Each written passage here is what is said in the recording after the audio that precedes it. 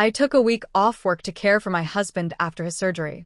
My mother-in-law showed up with a suitcase and said, "You've done enough. I'll handle it now." She took over the bedroom, assigned me to the couch, and told me not to hover. When I refused, she said, "You're making this about you, as usual."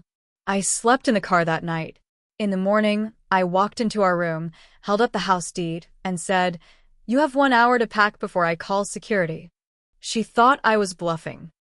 I'm not someone who likes drama. I like peace, my routine, and coming home to my house, my rules, and my husband. That's it.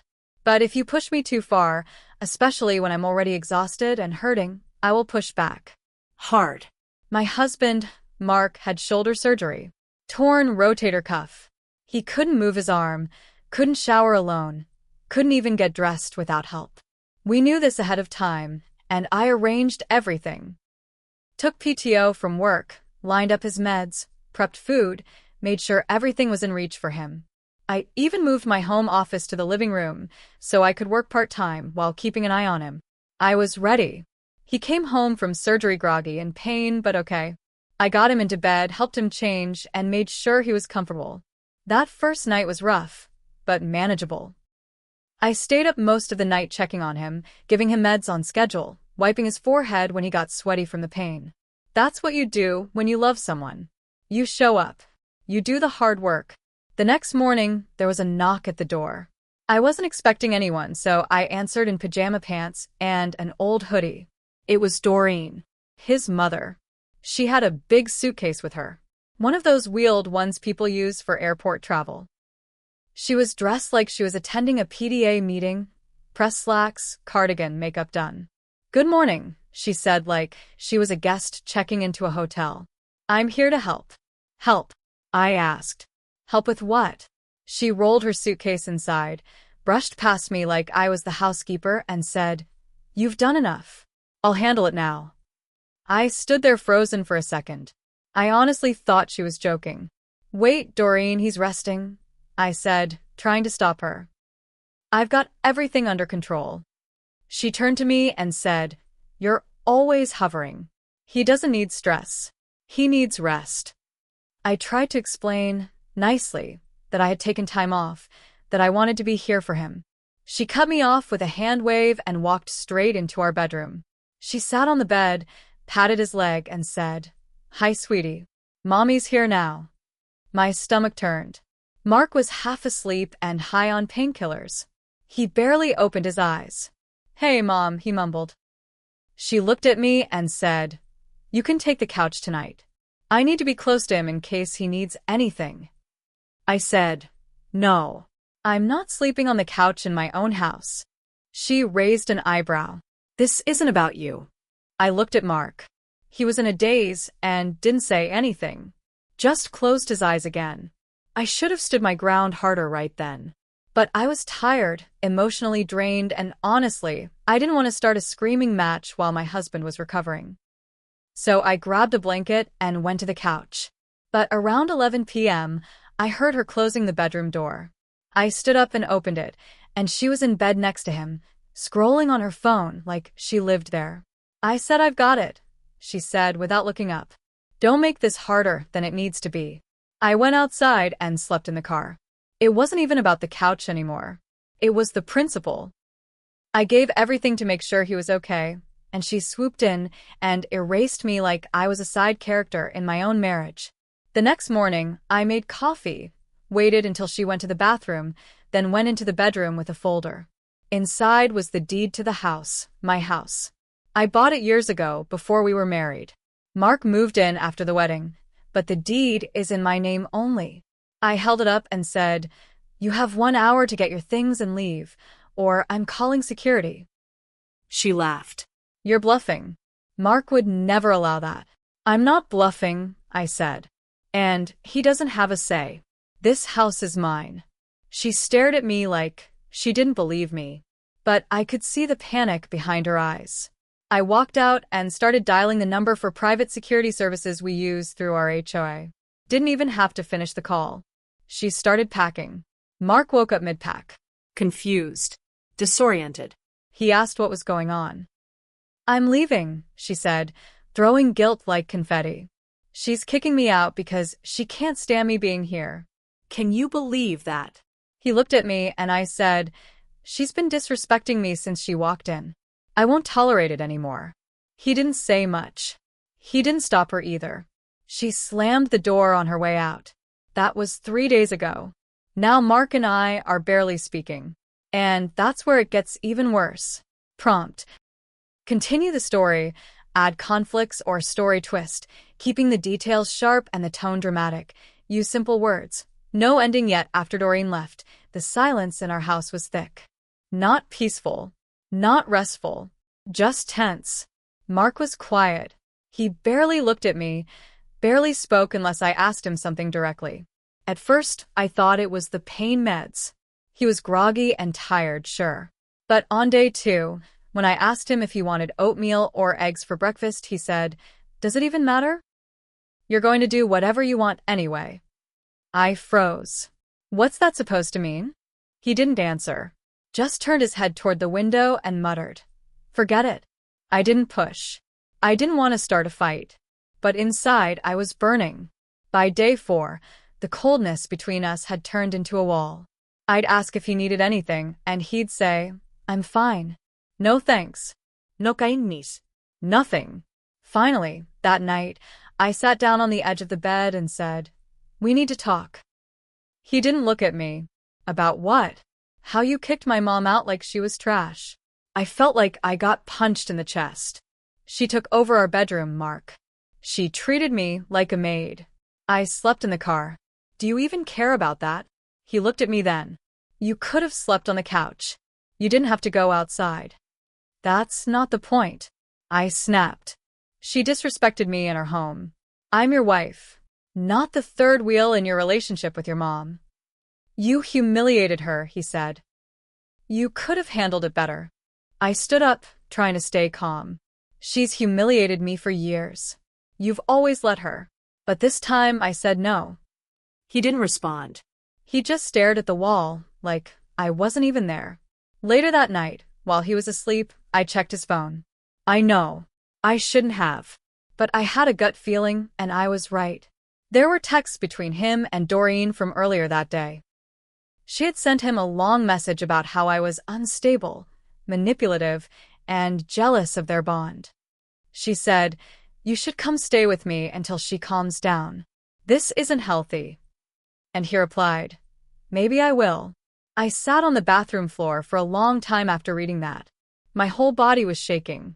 I'd put my life on hold to care for him, and now he was thinking about leaving. Not just leaving, but going to her. The next morning, I confronted him. "I read your texts," I said flatly. "With your mom?" He didn't deny it. He just said, "Then you know how I feel." Doi. I asked, because right now, it feels like I'm being punished for setting boundaries in my own house. "She was trying to help," he said again. "And you turned it into a war. You let her," I said, my voice breaking. "You let her walk all over me. And now you're thinking of running back to her like a child instead of talking to your wife." He looked at me for a long time. I don't know if this is working anymore. My chest went cold. "What's not working?" "This," he said. "Us." Just like that. And that's when I knew. Doreen didn't just want to help. She wanted to replace me. And Mark? He was letting her. But I wasn't done. I didn't say anything right away. I just walked out of the room and sat on the back porch, hands in my lap, watching the wind move through the trees like I was in someone else's life. It all made sense now. The little things, over the years. The way Doreen always dropped by unannounced, always called Mark her baby. How she never acknowledged my birthday but made sure to give him a full gift bag for his, even after we got married. She never saw me as family. And he never made her. But now she was trying to finish what she started. And he was letting her. 2 days after that blow-up, I came home from the pharmacy and found him dressed, with help, obviously, his small duffel bag by the door. "I'm going to Mom's for a bit," he said. Just like that. I didn't yell. I didn't cry. I said, "Do what you need to do." He hesitated, like he wanted me to ask him to stay. But I didn't. He left. The house was quiet that night. Too quiet. I sat on our bed, looked around at everything I had built. The furniture, the paint colors, the framed photos. All chosen by me. He just moved in and got comfortable. He didn't even ask if he could take the dog. Thank God for that. At least I had someone loyal in the house. 3 days went by. No texts. No calls. I figured he'd come crawling back after his mother smothered him with soup and guilt trips. But I was wrong. Instead, I got an email. It was from Doreen. Subject: Time for a fresh start. I opened it, thinking it might be some twisted apology. It wasn't. It was a PDF. A lease agreement. Her name. Mark's name. A new apartment in a retirement condo complex. A mother-son lease on a 2-bedroom unit. Signed. She wrote. Since you made it clear I'm not welcome in your home, Mark and I have decided to move forward together. You should start making arrangements for your next steps. I sat there staring at the screen, shaking. She thought I was leaving? She really thought he could take a break from reality, live in some pastel-painted old folks building with his mom, and I'd just give up? No. What Doreen didn't know, what Mark forgot, is that while I never bragged, I always kept the paperwork. The house is mine. My accounts are mine. The joint bank account? I never merged everything. Only the bills go through there. I own the car. I pay the taxes. His name's not on anything. So I called my lawyer, and I started getting things ready. But before I could file, I found something else. Something Doreen didn't mean to send me. While going through the email attachments, I noticed one of the PDFs had metadata, trackable notes. She'd edited it using her own software and accidentally saved comments. One of the comments, buried in the margin, said, "Make sure Mark doesn't see this version. He won't sign if he knows the rent increases after 6 months." I stared at it. Read it twice. She was scamming her own son. And now I had proof. I printed the lease. Highlighted the comment. Then I waited. A week went by. I didn't call. Didn't text. I needed him to come to me. And he did. He showed up at the house early one Saturday morning, holding his arm like it still hurt, even though he was almost fully healed. I didn't even get up when I saw him. I just stayed seated at the kitchen table, coffee in hand, waiting. He looked around like he didn't recognize the place anymore. "I need to get a few things," he said. "You already packed your things," I said calmly. "Everything you left behind is in a storage bin in the garage." He blinked. "Really?" I nodded. I had time. You were gone a while. He stood there awkwardly, like he didn't know what to say next. Then he tried to sit down across from me. I didn't stop him. "I think we rushed into this," he said. "Mom's place it's a lot." "Yeah," I said. "I know." He looked down.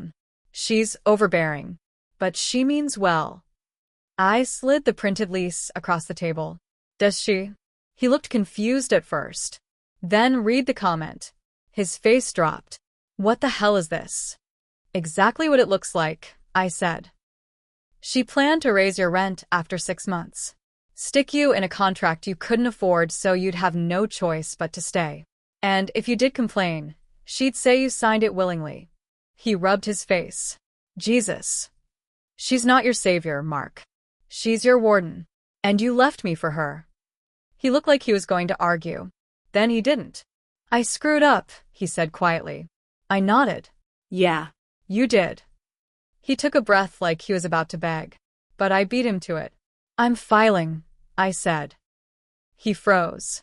"Divorce?" "Yes." He started to say something, but I held up a hand. "No begging. No bargaining. You chose her. You let her push me out of my own bedroom. Out of my own marriage. You watched me sleep in a car and didn't care." I wasn't thinking. "You never do," I said. "That's the problem." He slumped back in the chair. Silent. "You'll get a fair settlement," I said. "I'm not cruel. But this marriage? It's done." He left after that. No big scene. No shouting. Just a man realizing too late that he let everything good slip through his fingers. A month later, the papers were signed. I heard from a neighbor that Mark had moved out of Doreen's condo. Apparently, she did raise the rent, then refused to give him back his deposit. They don't speak anymore. I won't lie. That part felt good. But here's the part one own. My mistake was putting up with her for as long as I did, letting him stand by and do nothing, over and over, and calling it peacekeeping. I thought love would eventually win her over. I thought Mark would grow a spine. I was wrong. Never again. The house is quiet now, but it's my quiet, and I sleep just fine. In my bed, alone, without being shoved aside. Sometimes, peace isn't about keeping things together. It's about knowing exactly when to let them fall apart.